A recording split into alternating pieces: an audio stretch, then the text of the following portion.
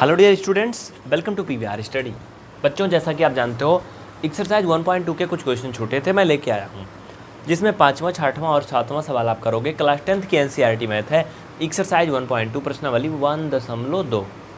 सवाल नंबर 5वां कहता है, बड़ा ही कठिन लगता है ना ये, लेकिन बहुत आसान है, एकदम सिंपल सा है यार। कह रहा कि जाँच कीजिए कि क्या किसी प्राकृतिक संख्या के लिए संख्या 6 की पावर n जो है वो अंक 0 पर समाप्त हो सकती है क्या। देखो, इसका मतलब समझो, इसका तात्पर्य समझो। इसका तात्पर्य ये है, इसका कहने का ये मतलब है कि अगर किसी संख्या, मतलब 6 की घात कोई संख्या है, n कह रहा है, मतलब प्राकृतिक संख्या के लिए, मान लो इस पर कोई भी घात लगा दो, चलो 3 लगा दिया हमने, तो इसका जो मान आएगा ना बच्चा, वो 6 छक 36 छक्का 216 आएगा ना। ठीक है, 6 का घात आप 2 लगा लो तो ये कितना आएगा, 36 आएगा। इनका कहने का ये तात्पर्य है कि अगर 6 की घात हम कोई ऐसी संख्या है जो लगा दे तो इसका मान ऐसे आ जाए, 60 आ जाए या 600 आ जाए या 6000 आ जाए, मतलब शून्य आए लास्ट में जो फाइनल हो, बस इनका यही तात्पर्य है। ठीक है, लेकिन यहाँ आप देख रहे हो 3 घात लगा रहे हो तो इतना आ रहा है, 2 लगाने पर इतना आ रहा है।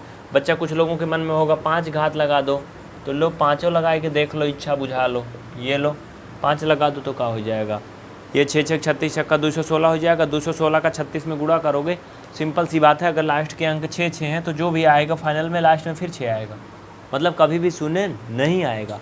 अब देखो क्यों नहीं आएगा शून्य, वो चीज़ समझो। इसको मैं मिटा देता हूँ, फिर मैं कॉन्सेप्ट लिखवा दूंगा लास्ट में, फाइनल समझ लेना, अभी मैं सिर्फ समझा रहा हूँ।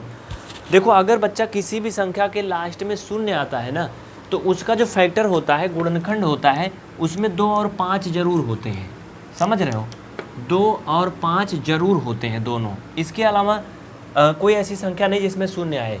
जैसे देखो, एक एग्जांपल छोटा सा बता दूं, प्यारा सा। अगर मान लो मैंने ले लिया 10 में देखो लास्ट में शून्य है ना, इसके फैक्टर करोगे बाबू तो 2 गुणे 5 होगा ना। अगर मैंने ले लिया 100, इसके फैक्टर करोगे तो 2 गुणा 2 गुणा 5 होगा, 2 दूना 4, पंचे 20 और ये पंचे 100, ये होगा ना।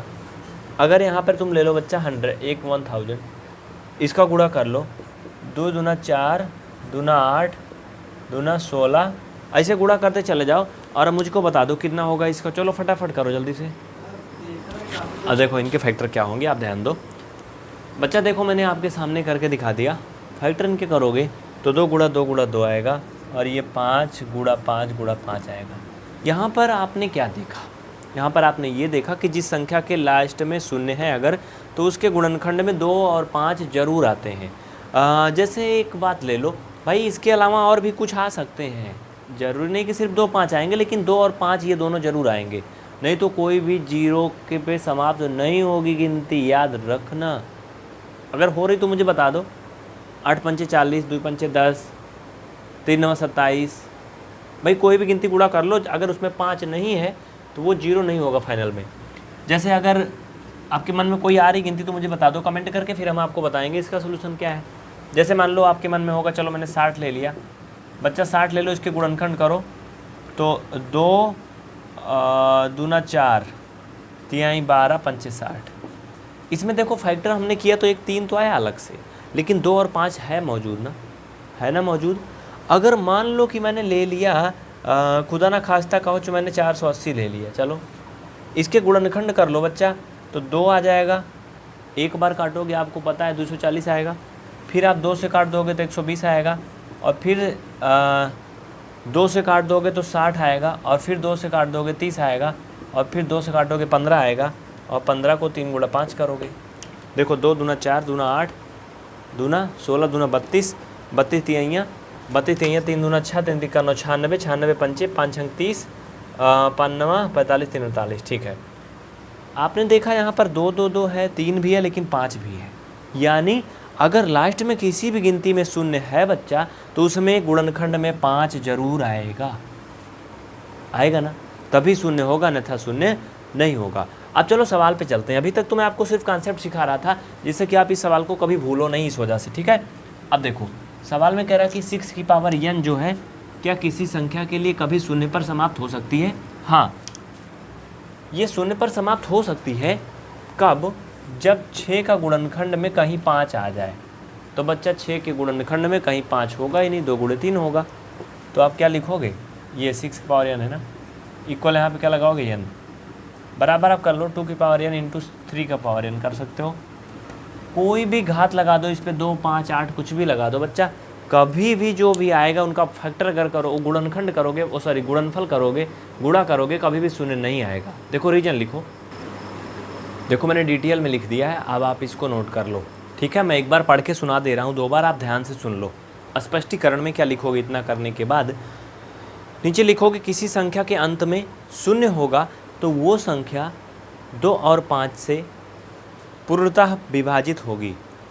फिर से सुन लो, किसी संख्या के अंत में शून्य होगा तो वो संख्या 2 और 5 से पूर्णतः विभाजित होगी, अर्थात इस संख्या के गुणनखंड में यानी कि फैक्टर में 5 आएगा, हाँ पक्का आएगा।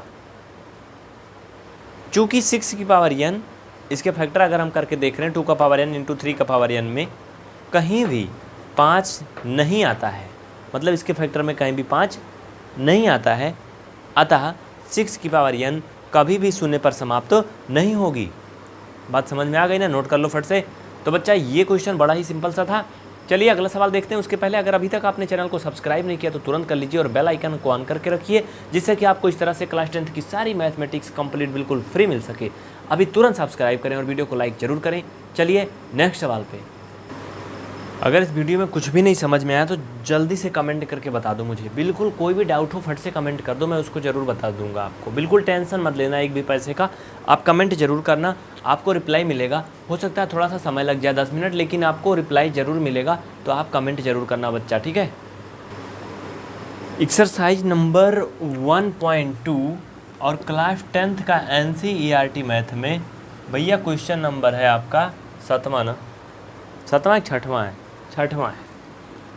देखो बहुत आसान है, वेरी सिंपल सा है। अगर आपको भाज्य भाज्य आता है तो बहुत आसान है। कह रहा कि व्याख्या कीजिए, डिस्क्राइब कीजिए 7 इंटू 11 इंटू 13 प्लस 13, और ये जो नंबर दिया गया है, एक फैक्टर दिया गया किसी संख्या का, ये भाज्य है, क्यों है। देखो भाई सिंपल सी बात है, बहुत सिंपल सा है। अगर आपको भाज्य संख्या पता है तो आप आराम से कर लोगे, एकदम चुटकी भर में कर लोगे, और भाज्य संख्या नहीं पता तो थोड़ा मुश्किल होगी। तो चलो मैं बता देता हूँ बच्चा। पहले भाज्य क्या होता है, भाज्य को इंग्लिश में कंपोजिट नंबर बोलते हैं बच्चा। क्या बोलते हैं, कंपोजिट नंबर बोलते हैं, CMOPIGS, जो भी ये लिखा मैंने ना। देखो जैसे मैंने नंबर लिखा 12, इसके फैक्टर अगर हम करेंगे, इनके अगर हम गुणनखंड करेंगे बेटा, तो ये 2 गुणा 3, 2 3 6 दूना 12 ना, यानी फाइनल में हम कह सकते हैं कि इनके फैक्टर जो आएंगे वो 2 गुणा 2 गुणा 3 गुणा 1 आएंगे ना। अगर मैं एक नंबर ले लूँ 2 तो थोड़ा अलग हो जाएगी, मैं इसी के जैसे लेता हूँ, चलो 4, तो इसके फैक्टर 2 इंटू 2 इंटू 1 आएंगे।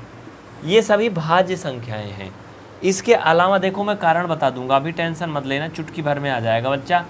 जैसे मैंने लिखा 7, इनके फैक्टर करोगे 1 इंटू 7 होगा। जैसे आप लिख लो 13, 1 इंटू 13 होगा। आप लिख लो 19, तो 19 इंटू 1 होगा, कुछ भी मान लो। कहने का कुल मिला के तात्पर्य ये है कि जिस संख्या के 2 से अधिक गुणनखंड हैं, मतलब वो संख्या एक तो खुद से कट रही है, हाँ ये 12 जो है खुद से भी कटेगी, इसमें 12 भी होगा एक नंबर, ठीक है, और इसके अलावा किसी और भी एक संख्या से कट रही, तो वो भाज्य संख्या होगी। जैसे देखो ये 2 से भी डिवाइड हो रही, 3 से भी हो रही, और 1 से भी हो रही, और खुद से भी हो रही, मतलब कुल मिला के 4 संख्या से हो रही। ये बच्चा देखो 2 से भी हो रही, और फिलहाल 2 बार 2 है तो उसको ना गिनो, एक ही बार गिन लो। 2 से भी डिवाइड हो रही, और ये 1 से भी डिवाइड हो रही, प्लस खुद से भी डिवाइड हो रही, 4 से भी हो रही, यानी कुल मिलाकर के फाइनल में देखो इसके लिए भी 3 गिनती मिल गई ना, 3 मिल गई ना, इसमें भी 3 गिनती मिल रही है। लेकिन इसमें क्या होता बच्चा, सिर्फ 2 गिनती मिलती है, बाकी तीसरे किसी से ये डिवाइड नहीं होती है। तो समझ लो वो संख्याएं जिसके 2 या 2 से अधिक, 2 या 2 से अधिक नहीं, 2 से अधिक बोलोगे, 2 या नहीं, 2 से अधिक, वह संख्याएं जिनके 2 से अधिक गुणनखंड होते हैं वो भाज्य कहलाती हैं। या फिर ऐसे कह सकते हो, वो संख्या जो 1 से कटे, खुद से कटे हिमसेल्फ, एंड किसी और भी नंबर से कटे, किसी और भी एक संख्या से कट जाए, वो भाज्य होती है। और वो संख्या जो 1 से कट रही, खुद से कट रही यानी 7 से, और बाकी किसी संख्या से नहीं कट रही, वो क्या होती है? अभाज्य संख्या होती है। तो बच्चा ये आप समझ गए। तो आपके सवाल पे चलते हैं। देखो एक बात आप समझ लो, जैसे कि एक संख्या मैं आपको दूं, वो क्या है? मान लो कि मैंने आपको एक संख्या दे दिया ऐसे 2 गुणा 3 गुणा 5 गुणा 7। अब मैं बोलूं कि व्याख्या करो इसकी कि ये भाज्य है कि अभाज्य है, तो क्या करोगे? भाई सिंपल सी बात है, इसमें आपको थोड़ा सा दिमाग लगाना होगा। मैं बताऊं कितना आएगा इसका आंसर? 6 पंचे 30,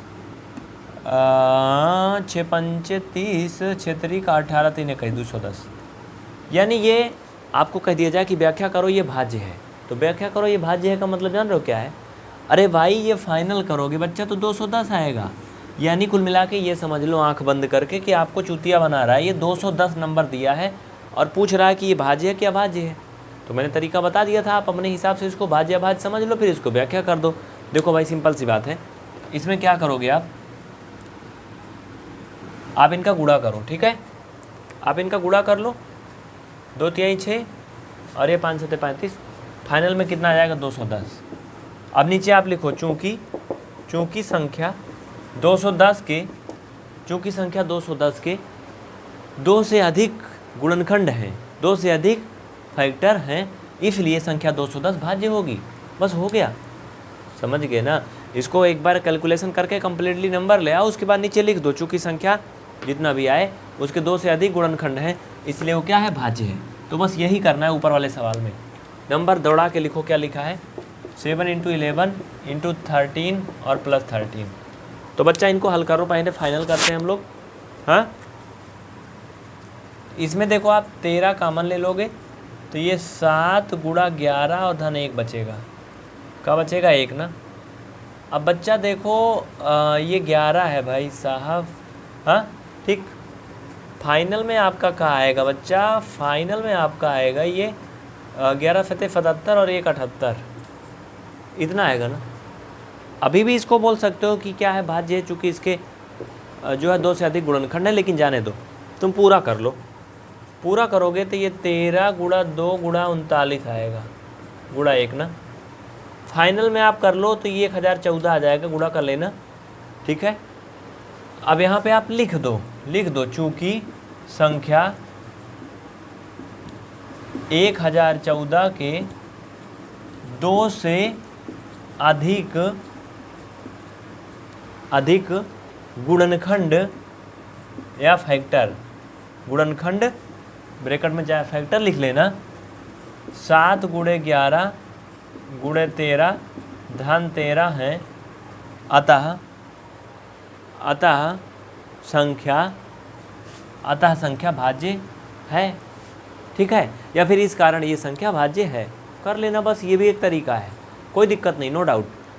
कुल मिला के आपको एक गुणनखंड दिया था, वो नंबर फाइंड करना था, नंबर मैंने फाइंड कर लिया और बाद में लिख दिया चूँकि संख्या ये जो फलानी दी गई है इसके 2 से अधिक गुणनखंड ये दिए गए इतने सारे, इसलिए क्या है? ये भाज्य है। बात समझ में आई ना? इसलिए क्या ये संख्या भाज्य है।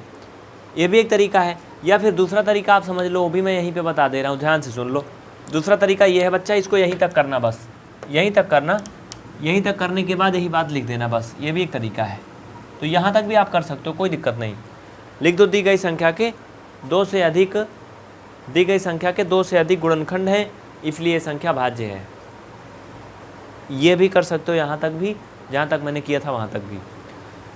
इसी तरह से इसका जो दूसरा पार्ट है, इसमें दूसरा क्वेश्चन, उसको भी ले लोगे, पकड़ के घिर्रा डालो इसी में, उसको भी समझ लो बच्चा।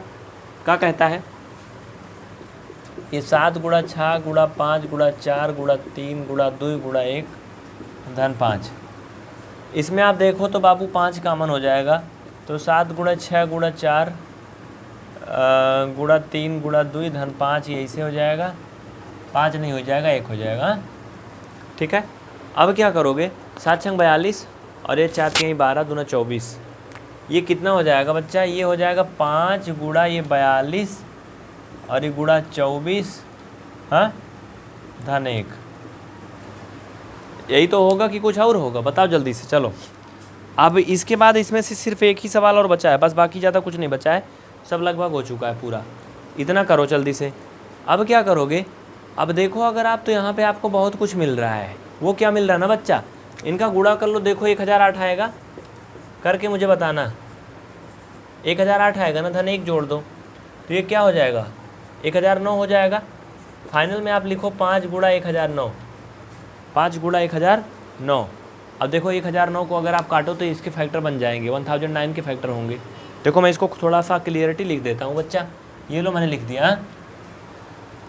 वैसे भी देख लो, जो संख्या दी गई थी उसके 2 गुणनखंड आ रहे हैं ना, 5 और 1009 आ रहे हैं।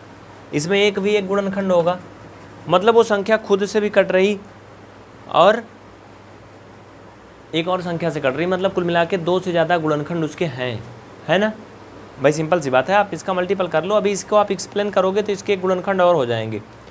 आप करके देख लो, अगर मुझे बताओ, अगर कट जाए तो बताना। करके देखो, ट्राई करो बच्चा। चलो 3 से काट दो, 3 से काट दो, 3 3 का 9।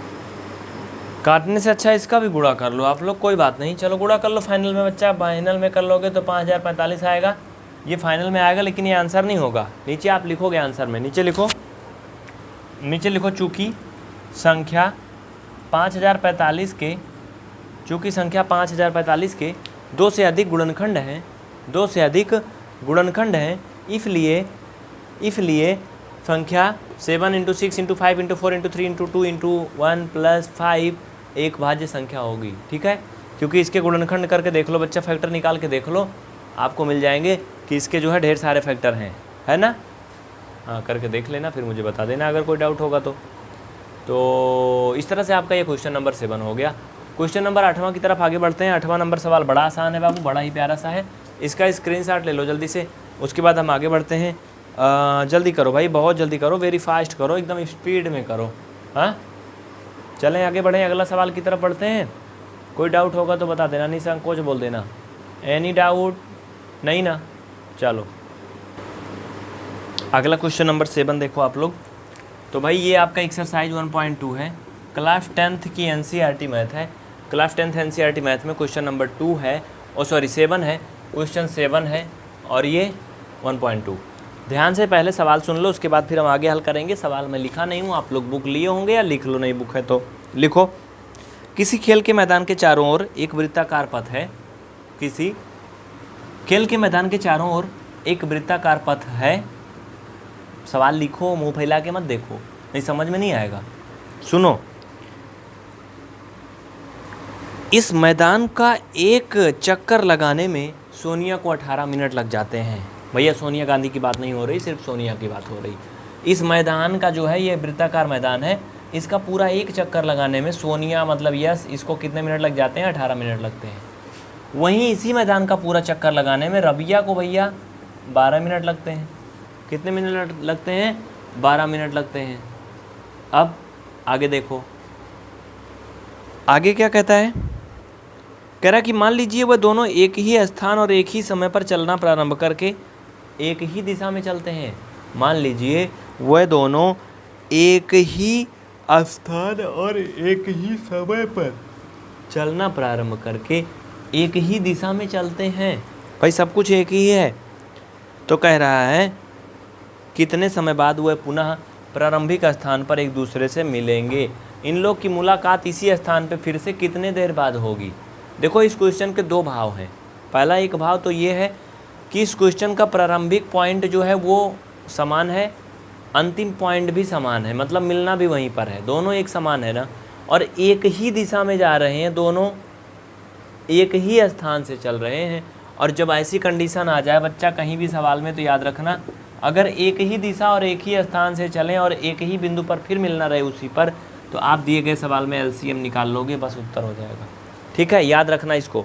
लेकिन अगर वहीं दिशा विपरीत होती कि सोनिया इधर को जा रही, राहुल उधर को जा रहा है, तो फिर इसमें आप LCM नहीं निकालते, HCF निकालते या कुछ और होता। ठीक है, तो ये बात आप याद रखना इस तरह। इसलिए आप क्या करोगे, LCM निकालोगे। ये पहली वजह है LCM की। दूसरा वजह ये है बच्चा, कह रहा है कि कितने देर बाद वो एक दूसरे से मिलेंगे, यानी वो क्या कह रहा है, मिनिमम कितनी देर बाद एक दूसरे से मिलेंगे। भाई मैक्सिमम तो नहीं पूछेगा, कम से कम कितनी देर बाद एक दूसरे से मिलेंगे। तो अगर कम से कम या छोटा से छोटा का अगर कहीं बात होती तो वहाँ भी LCM होता है, ये भी एक तरीका हो गया। ठीक है, तो आप 12 18 का LCM निकालोगे आपको पता है कि 12 18 का एलसीएम 2 छंग 12 2 9 18 2 तिहाई 6 9 3 1 कम 3 3 3 का 9 3 2 दूना 4 3 12 3 36। तो बच्चा क्या हो जाएगा, ये इनका एलसीएम हो जाएगा 36। आप लिखोगे अतः वह दोनों 36 मिनट बाद उसी प्रारंभिक स्थान पर मिलेंगे। अतः वह दोनों 36 मिनट बाद उसी प्रारंभिक स्थान पर मिलेंगे। तो याद रखना, यहाँ पर दिए गए सवाल में एलसीएम इसलिए किया गया क्योंकि यहाँ पर दोनों एक ही दिशा में और एक ही स्थान से चलना प्रारंभ कर रहे थे। दिशा भी समान थी, स्थान भी समान था और समय भी समान था, एक ही समान समय पर। तो जब ये सारी कंडीशन एक समान हो जाए तो एलसीएम निकालते हैं, याद रखना। ठीक है, तो बच्चा आज के लिए इतना ही। अगर आपके मन में कोई सवाल है तो आप उसे कमेंट जरूर करिए और हमें बताएंगे तो हम उसे ज़रूर आपको सॉल्व करके देंगे, आपकी समस्या का समाधान किया जाएगा। हाँ, चलते चलते आपको एक बात बता दें कि अगर आपके मन में कोई सवाल है क्लास से संबंधित या फिर आप व्हाट्सएप के ग्रुप में जुड़ना चाहते हैं तो इस नंबर पर आप ज्वाइन क्लास 10th लिख के व्हाट्सएप करें। नंबर यहाँ पर देखो दिख रहा है, वीडियो को रोक करके लिख लो, अपना नाम, क्लास का नाम और अपनी परीक्षा का नाम लिख के भेज देना, बोल देना मुझे ग्रुप में जोड़ दीजिए, तो आपको ग्रुप में जोड़ दिया जाएगा। फिर आपको सारी कंप्लीट क्लास एक साथ मिल जाएगी। लेकिन ध्यान रहे, कोई वीडियो आप डाउनलोड नहीं करोगे, हर एक वीडियो को आप ऑनलाइन देखोगे, फिर आपको सारी क्लास मिलेंगी बहुत अच्छे तरीके से। मिलते हैं फिर नेक्स्ट क्लास में। Thank you.